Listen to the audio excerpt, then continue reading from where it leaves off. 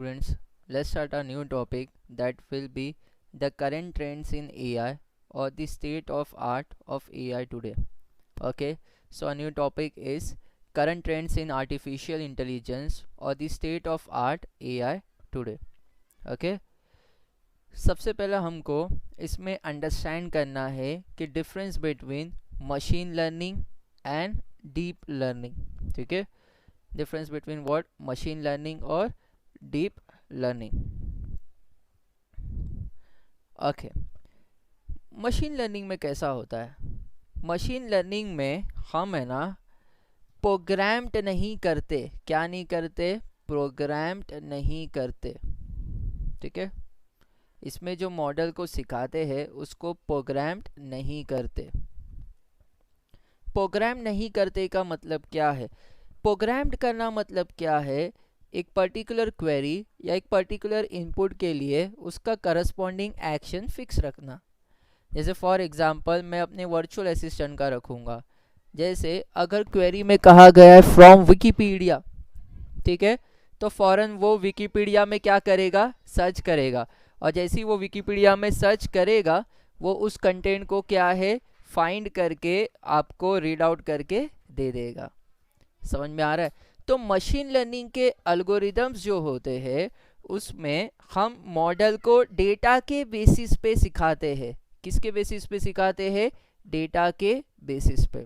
ठीक है, यहाँ हम प्रोग्राम्ड नहीं करते. ठीक है, तो मशीन लर्निंग का जो मॉडल है जिसको आप ट्रेन कर रहे हो वो किसके थ्रू सीखता है? Based on data.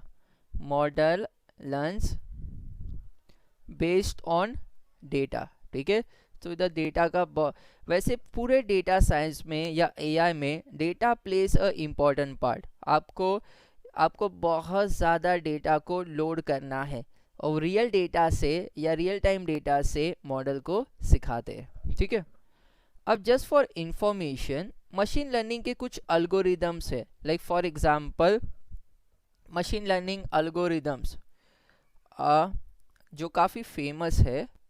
Okay, one is SVM. SVM का फुल फॉर्म है गाइस सपोर्ट वेक्टर मशीन. ठीक है, support vector machine. There is one more decision tree. There is one more decision tree. Okay, ये भी algorithm है. मैं लिख देता हूँ यहाँ पे क्या है? Machine learning algorithm. Okay, next one is what? Random forest. Next one is what? Random forest. Okay, और न्यूरल नेटवर्क के दो है. वन इज परसेप्ट्रन, ठीक है, जिसमें सिंगल लेयर है. और next one is multi level feed forward network. Multi level feed forward जिसमें मल्टीपल लेयर्स है. Multi level feed forward network. ठीक है, तो गाइस मैंने आप लोग को अभी तक कुछ बेसिक बातें बताई. सबसे पहला मैंने कहा मशीन लर्निंग के मॉडल्स को प्रोग्राम्ड नहीं करते. मॉडल सीखता है रियल डेटा से. सबसे पहला आपको डेटा को लोड करना होता है. ठीक है, नेक्स्ट थिंग कुछ ना कुछ पैटर्न्स के बेसिस पे या मॉडल जो है वो सीखता है. मशीन लर्निंग के कुछ फेमस अल्गोरिदम्स है like SVM, decision tree, random forest, perceptron और multi level feed forward network. Last जो दो है वो न्यूरल नेटवर्क से रिलेटेड है. ठीक है, डिसीजन ट्री का सीएस के बुक में अच्छा खासा एग्जाम्पल है जिसमें डिसीजन लेना है कि जो बंदा होटल में एंटर हुआ है उस होटल में वो रुकेगा या नहीं. There are multiple probabilities. क्या बरसात हो रही है क्या, या फिर ये रश कितनी है, दिन कौन सा है. This everything matters. उसके बेसिस पे एक ट्री बनता है that is called decision tree जिसपे फाइनली हम डिसीजन लेते हैं, एंट्रोपी कैलकुलेट करते हैं और डिसाइड करते हैं कि बंदा रहेगा या नहीं. समझ में आ रहा है? नेक्स्ट थिंग जो मशीन लर्निंग और डीप लर्निंग को डिफ्रेंशिएट करता है, both are part of artificial intelligence. Deep learning को ट्रेन करने के लिए you require large data. Machine learning can train on lesser data. ठीक है, डीप लर्निंग को क्या लगता है, ज़्यादा डेटा लगता है। मशीन लर्निंग मॉडल्स को ट्रेन करने के लिए कम डेटा लगता है। एक्यूरेसी ज़्यादा है। ओके, मतलब जिस मॉडल को आप ट्रेन कर रहे हो, जितना ज़्यादा डेटा फीड करोगे ना, उतना ही मशीन लर्निंग मॉडल आपको बेटर एक्यूरेसी देगा। Sorry, deep learning model. और मशीन लर्निंग के मॉडल की एक्यूरेसी कम है। अब डेटा अगर ज़्यादा भी फीड करने लगो तो एक मोमेंट पे आके मशीन लर्निंग मॉडल की एक्यूरेसी बढ़ती नहीं है। समझ में आ रहा है? Next thing, machine learning model को ट्रेन करने के लिए it takes longer time. Sorry, deep learning में इट टेक्स लॉन्गर टाइम और मशीन लर्निंग में इट टेक्स लेसर टाइम। ठीक है, यहाँ पे हमको जीपीयू लगेगा। जीपीयू क्या होता है? Graphic processing unit. तो ग्राफिक कंपलसरी है डीप लर्निंग के प्रोजेक्ट्स के लिए, और यहाँ पे सीपीयू से काम चल जाएगा। ठीक है, डीप लर्निंग का जो मॉडल है उसको आप डिफरेंट एप्लीकेशंस में यूज़ कर सकते हो। ऑलराउंडर होते हैं। समझ में आ रहा है? अगर किसी मॉडल को आप ट्रेन करते हो तो वो मॉडल को आप डिफरेंट टाइप के सॉफ्टवेयर या एप्लीकेशन में इम्बाइब यानी इंक्लूड कर सकते हो। बट मशीन लर्निंग के मॉडल्स बड़े ही लिमिटेड होते हैं। आप ज़्यादा जगह उनको यूज़ या ट्यून नहीं कर सकते। समझा? तो ये जो मैंने आपको बेसिक्स बताया है ये प्लीज़ लिखिए। अभी इधर देखिए, मशीन लर्निंग मॉडल क्या लेगा? इनपुट क्लासिफाई करना है, क्या ये कार है या नहीं है। सबसे पहला फीचर एक्सट्रैक्ट करेगा। ठीक है, उसके बाद क्या है? क्लासिफिकेशन अल्गोरिदम यूज होगा और आउटपुट जनरेट होगा, कार है या नहीं। डीप लर्निंग में क्या होता है? इनपुट जाता है, सबसे पहला जाता है इनपुट लेयर पे, अगर मल्टी लेवल फीड फॉरवर्ड पर रहे आप। उसके बाद हिडन लेयर इंफॉर्मेशन ग्रैब करता है और लास्ट में आता है आउटपुट लेयर। तो ये लेयर बाय लेयर वर्क करता है, input layer, then hidden layer, then output layer. That is called deep learning. समझ में आ रहा है? Even it will do the same, it will classify whether it is a car or not a car. Getting guys? So please copy so that I can move further.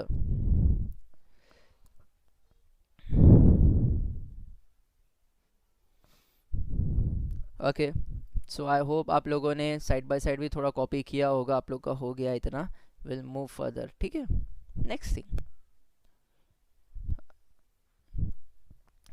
machine learning is an application of artificial intelligence. It provides the system the ability to automatically learn and improve from experience without being explicitly programmed. Programmed करने की ज़रूरत नहीं है कि ये query है या ये इनपुट है तो उसका करस्पॉन्डिंग एक्शन। ठीक है, ये मॉडल खुद से खुद सीख सकता है। कैसे सीखेगा? It can access data and use it to learn for themselves. समझ में आ रहा है? वो डेटा को देखकर उसमें कुछ पैटर्न्स जनरेट करके सीखेगा। That is machine learning models. Okay, next thing, the process of learning begins with the observations or data, such as example direct experience or instruction. In order to look for pattern in data and make better decision in the future based on the example that we provide. Basically क्या कह रहा है? It look for pattern in data. यहाँ देखना, it look for what? Patterns in data, so that it can make a better decision और give you a response. ठीक है, next thing, जो मशीन लर्निंग के मॉडल से इट लर्न्स ऑटोमेटिकली। कैसे सीखते हैं? खुद से सीख सकते हो ना आप भी खुद से, विदाउट ह्यूमन इंटरवेंशन। मतलब यहाँ पे कुछ सुपरवाइज लर्निंग नहीं हो रही, और assistant and adjust action accordingly. ठीक है, नेक्स्ट थिंग, चलो एग्जाम्पल है। इमेजिन करना कि आपको ऐसा सिस्टम बिल्ड करना है जो आपका घर का सेल प्राइस प्रेडिक्ट करे। क्या प्रेडिक्ट करे? Sale price of a house based on the attribute. Attribute मतलब प्रॉपर्टीज ऑफ दैट हाउस। ठीक है, इसमें क्या क्या इंफॉर्मेशन आप डालते हो? जैसे घर का लोकेशन क्या है, स्क्वायर फीट कितना है, कितने बाथरूम्स है, जैसे और भी मास्टर बेड है क्या, कितना पुराना घर है। Every data you feed it into as a historical data, you feed it into a knowledge base. ठीक है, अल्गोरिदम क्या करेगा? ऐसा वर्क करेगा कि फाइंड करेगा how this different properties of house affect is sale price and build up a model that understand how each attribute affects the ultimate price of home. मतलब ये कंपैरिजन में या जितना डेटा फीड करोगे, जैसे फॉर एग्जांपल एक पूरा 60 से लेके 100 घर का डेटा फीड है, तो ये है ना हर एक चीज़ को इवाल्युएट करेगा कि मास्टर बेडरूम से प्राइस कितना बढ़ता है, अगर इंटरकॉम फैसिलिटी है तो कितना बढ़ता है, सीसीटीवी सर्विलेंस है तो कितना बढ़ता है।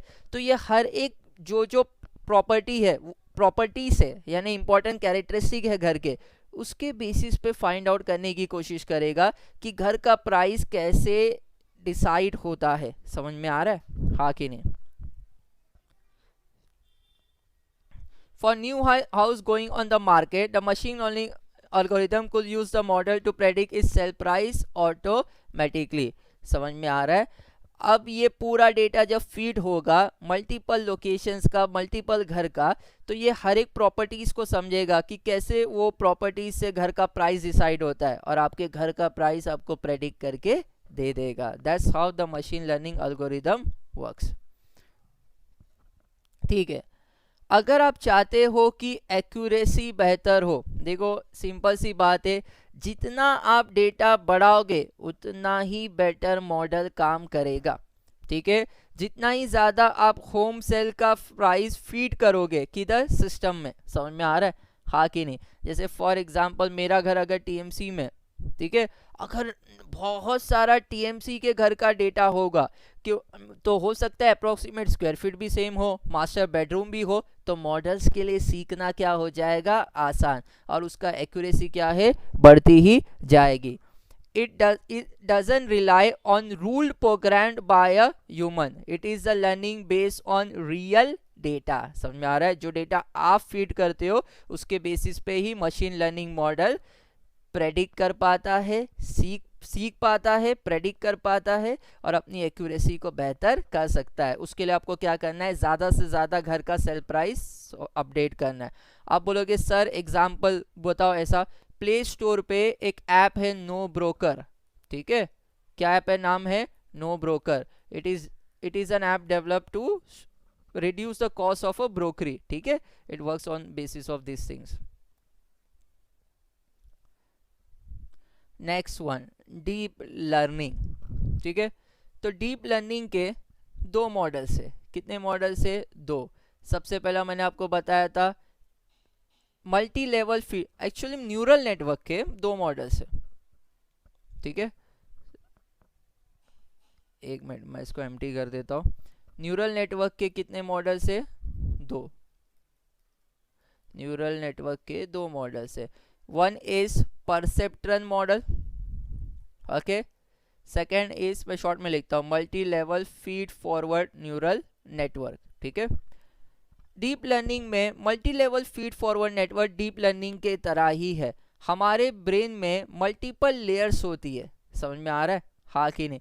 जैसे डेंड्राइट्स है, सिनाप्सिस है, न्यूरॉन्स है, इंफॉर्मेशन एक लेयर से लेयर टू लेयर पास होती है, उसके बाद फाइनलाइज करता है न्यूरॉन और वो एक्चुएटर को सिग्नल्स भेजता है, फिर जाके एक्चुएटर एक्शन करता है। तो डीप लर्निंग के जो मॉडल आप डेवलप करोगे वो हमारे दिमाग की तरह बिहेव करेंगे। अभी गाइज आपका दिमाग मल्टीपल चीज़ों को प्रेडिक्ट कर सकता है, मेरा डीप लर्निंग का मॉडल भी मल्टीपल चीज़ों को प्रेडिक्ट कर सकता है। आप बोलोगे बताओ फ़ायदा क्या हुआ?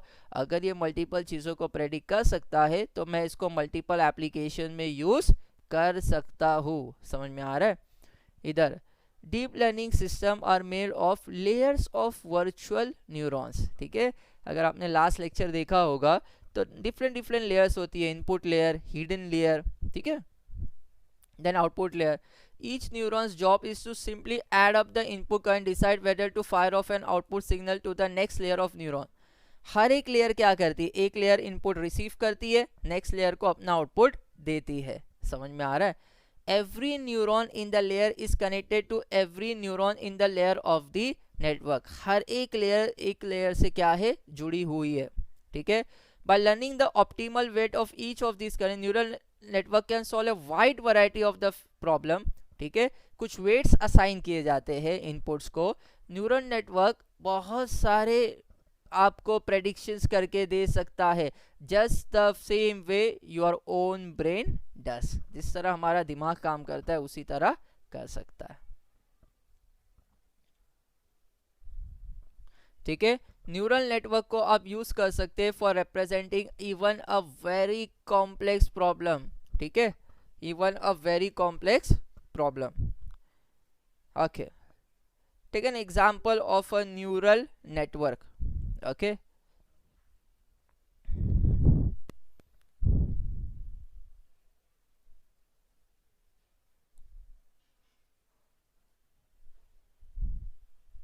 Okay, so deep learning an example in the real estate pricing example, all the attributes in your training data, क्या क्या डालोगे आप घर से related, location, size etcetera, a process to be on similar scale. और ये डेटा कहाँ feed होगा? न्यूरॉन्स में, सबसे bottom most layer of your neural network. Through multiple iteration the neural network arrive at the best set of weight between its connection to produce an accurate price prediction at the output of its topmost layer। क्या बोल रहा है? ये जो input है वो next layer को जाएगा, नेक्स्ट लेयर उसको पास होगा, और जो आउटपुट लेयर है वो इसको इवैल्यूएट करके आपको एक्यूरेट प्राइस प्रेडिक्ट करके देगा। ठीक है, जब वो एक्यूरेट प्राइस प्रेडिक्ट करेगा तभी ही उसको तभी उसको टेस्ट करके प्रोडक्शन में यूज होगा। ठीक है, एक बार ये ट्रेन हो गया विद द बेस्ट वेट्स, इसको समझ में आ गया एवरीथिंग कि कौन सी चीज क्या इवैल्यूएट करने के लिए यूज होती है। ठीक है, तो नए नए घरों के भी प्राइस प्रेडिक्ट कर पाएगा जो मॉडल ने देखा भी नहीं है। समझ में आ रहा है हाँ कि नहीं? When the number of layers in the neural network is more than one, we say it is a deep neural network। सुनो, परसेप्ट्रन में एक ही लेयर है, ठीक है, सिंगल लेयर, लेकिन हमारे दिमाग में मल्टीपल लेयर है। तो multi level feed forward neural network, it's an example of deep learning. इसमें देयर आर 3 लेयर्स। कितने लेयर्स है? 3 लेयर्स। मैंने प्रीवियस लेक्चर में बताया, सबसे पहला होता है इनपुट लेयर। ठीक है, वो कनेक्टेड किससे होता है? हिडन लेयर से। ठीक है, हिडन लेयर किससे कनेक्टेड होता है? आउटपुट लेयर से। ठीक है, फीड क्या होता है? Inputs. Input is nothing but data, घर का लोकेशन, समझ में आ रहा है, size, number of bathroom, everything. Input layer अपनी आउटपुट कहाँ फॉरवर्ड करेगा? फीड फॉरवर्ड हिडन लेयर पे। हिडन लेयर कुछ हिडन पैटर्न फाउंड करेगा, समझ में आ रहा है। हिडन लेयर दोनों से कनेक्टेड होगा, इनपुट से भी और आउटपुट से भी, और आउटपुट लेयर को बताए, आउटपुट लेयर को पास करेगा, और जो आउटपुट लेयर न्यूरॉन है वो घर का प्राइस प्रेडिक्ट कर देगा। समझ में आ रहा है? ठीक है, please copy guys, I hope you are getting everything.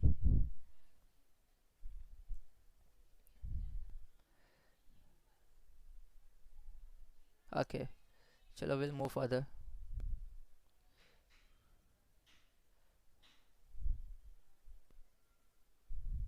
ठीक है, a deep learning model is a machine learning system implemented by deep neural network. Example multi level feed forward neural network. चलो,